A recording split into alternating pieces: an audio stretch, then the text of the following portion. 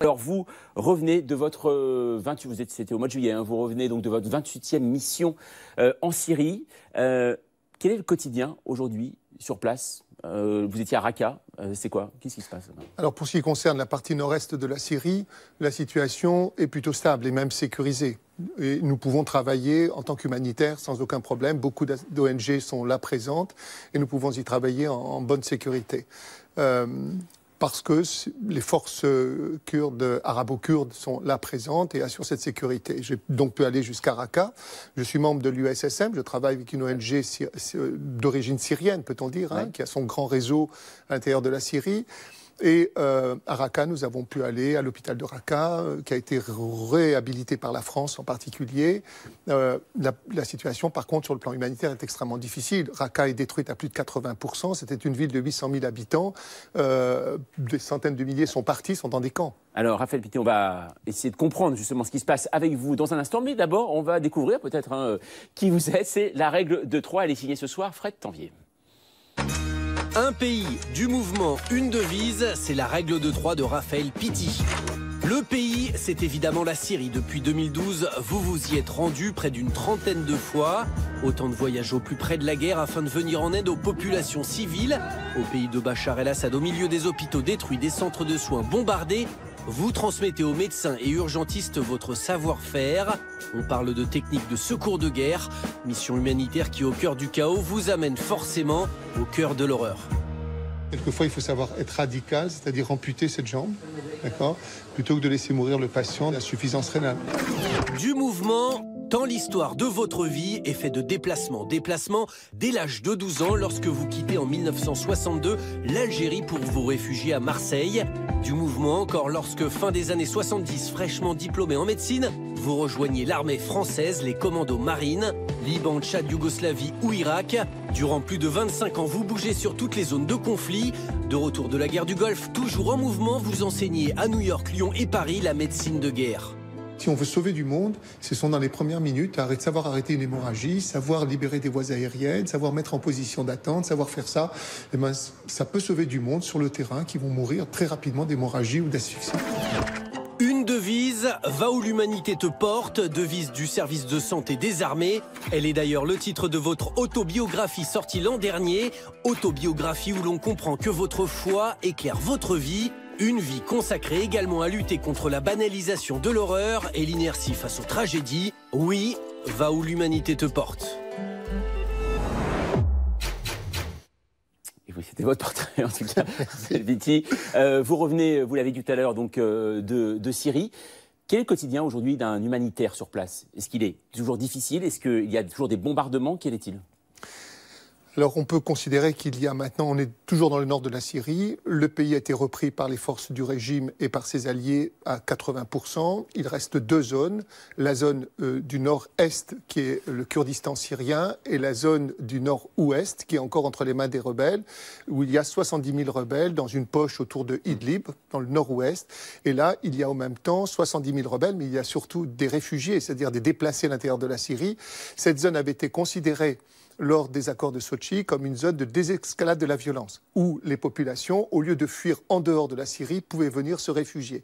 Et vous avez là 2 millions de personnes qui sont venues d'Alep, qui sont venues de la Ghouta, qui sont venues de Deraa, sont partis se réfugier dans cette zone-là, persuadés que dans cette zone, ils étaient protégés et qu'il n'y aurait pas d'attaque de cette zone. D'ailleurs, les Turcs ont installé 12 postes d'observation pour assurer que cette zone était bien une zone de désescalade de la violence. Or, depuis le mois d'avril, ça n'est plus le cas. Le régime et ses alliés ont décidé de récupérer cette zone.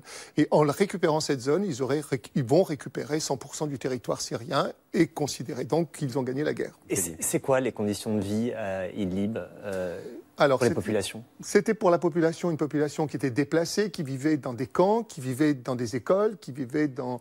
Voilà, et elle était essentiellement soutenue par l'aide humanitaire internationale qui passait par l'intermédiaire de la frontière turque. Parce que c'est pas légal, hein.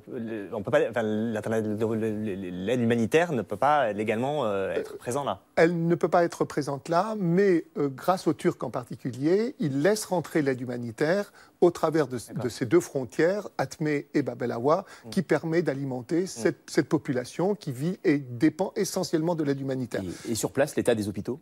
Alors maintenant, depuis le mois d'avril, 47 structures médicales ont été détruites. 47 structures, c'est vraiment... Et on retrouve toujours le même schéma stratégique. Ah oui, depuis 2012, c'est le cas. Moi-même, dans le premier hôpital où je suis allé, à Dana, l'hôpital au 3e jour a été bombardé. Je suis allé à Al-Bab, c'était en 2012, l'hôpital de la ville de Al-Bab était déjà bombardé. Comment vous travaillez sous des bombardements? Comment c'est possible? Eh bien, c'est pour ça que je considère que mes collègues syriens ont écrit une page de l'histoire de la médecine. Parce qu'ils sont dans une situation dont on n'a même pas imaginé et qui ne s'est jamais vue dans l'histoire de la médecine. Ils sont en situation d'insécurité constante. Les hôpitaux ont toujours été bombardés, toujours été ciblés. C'est véritablement un crime de guerre, un crime contre l'humanité, puisque c'est interdit.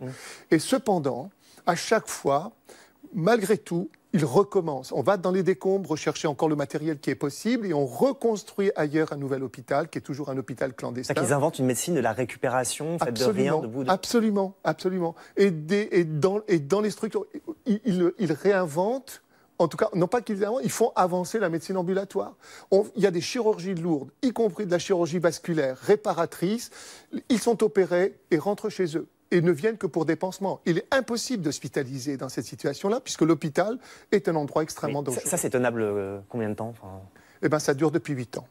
Et je vous assure que, et quand je dis que ce sont les véritables héros de la guerre en Syrie, ce sont les véritables héros de la guerre en Syrie. Lorsque nous avons été bombardés à Bab el-Awa, notre centre de formation, et que l'hôpital de Bab el-Awa, qui était dans un centre construit dans un hypermarché qui était juste à la frontière.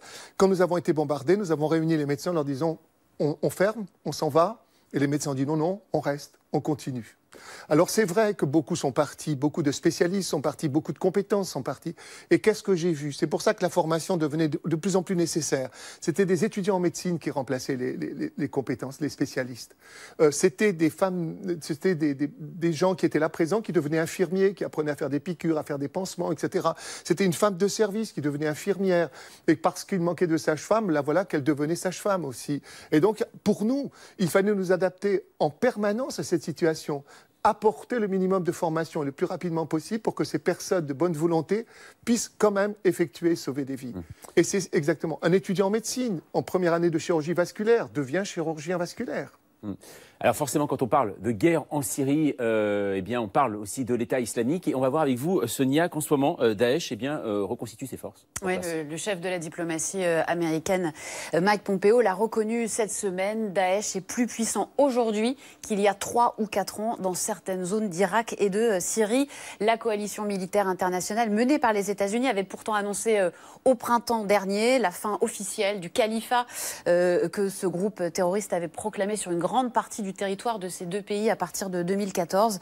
Mais l'inspection générale du Pentagone a donc constaté dans un récent rapport une résurgence de Daesh qui retrouverait petit à petit ses capacités insurrectionnelles sur le terrain, qui répandrait même également son idéologie dans les camps de réfugiés. Le groupe a commencé à reconstituer ses forces à partir du moment en fait, où les Américains ont commencé à quitter cette zone en fin d'année dernière. Raphaël Pitti, est-ce que de votre point de vue, cette situation humanitaire dramatique que vous venez de décrire contribue aussi à alimenter les rangs de Daesh, des organisations terroristes? Vraiment, je ne peux pas en juger. Ce serait difficile pour moi d'en juger puisque nous sommes dans l'action humanitaire essentiellement et porter l'action humanitaire. Mais c'est vrai, depuis 2012, je me rends en Syrie, je les ai tous vus passer. Ara al-Sham, Tahrir al-Sham, etc. Je les ai tous vus passer. Vous ne pouvez pas travailler sans avoir l'autorisation, entre guillemets, des forces rebelles qui sont là. Parce que du jour au lendemain, ils peuvent intervenir à l'intérieur de l'hôpital, vous enlever, etc. Donc nous avons toujours travaillé quelque part en sachant que pertinemment nous étions en situation de danger, qu'ils pouvaient venir. Et je dois dire, et pourtant je suis allé 28 fois, cela ne s'est jamais passé. Mais c'est vrai que nous étions dans une situation qui nous rendait vulnérables par rapport aux rebelles. Mais ils nous ont laissé travailler. Et ils avaient intérêt à ce que nous continuions à travailler, parce que les populations à ce moment-là étaient soignées par nous. Et ils avaient intérêt à être soutenus par ces populations-là. Donc, nous laisser travailler, c'était bien évidemment une politique tout à fait normale pour eux. Xavier. Vous exhortez Emmanuel Macron à intervenir. Qu'est-ce que vous pensez quand vous le voyez recevoir Vladimir Poutine? J'ai honte pour mon pays. J'ai honte pour mon pays. J'ai honte parce que, encore l'aurait-il reçu à l'Élysée. Encore l'aurait-il reçu avec des présidents européens. pour marquer au même temps la volonté européenne, justement, de lutter contre cette situation humanitaire qui est faite à cette population. Alors je l'aurais compris. Mais le côté informel de Brégançon. Le côté informel, privé, etc., veut dire au fond qu'on reçoit un ami. Mais c'est un ami qui a les mains sales, qui a les mains remplies de sang. Parce qu'il faut rappeler qu'en 2015, c'est en 2013, le 21, hier, c'était la commémoration des 1400 personnes qui ont été tuées à la Ghouta par l'utilisation du gaz sarin. Et ce sont les Russes qui ont empêché justement les bombardements justement de Damas, qui auraient pu arrêter la guerre en 2013. Ce sont les Russes. Et cependant Damas a réutilisé le sarin plusieurs fois. Les bombardements que nous avons, les Russes ne sont rentrés que pour soutenir le régime. Ils ne sont jamais rentrés pour détruire Daesh ou les autres, tout le monde le sait bien. Ils ont soutenu ce régime-là. Les milliers de morts que nous avons en Syrie, les milliers de morts, les millions de personnes qui sont déplacées, les Russes ont une responsabilité. Les Russes ont une responsabilité. Nous ne pouvons pas accueillir de cette façon Poutine. Cela nous rabaisse. Et cela nous rabaisse sur le plan de notre politique étrangère internationale. Nous sommes là, comme disait Lénine au fond, vis-à-vis des Occidentaux. Ils sont capables, les Occidentaux, les capitalistes, de vendre la corde pour être pendus.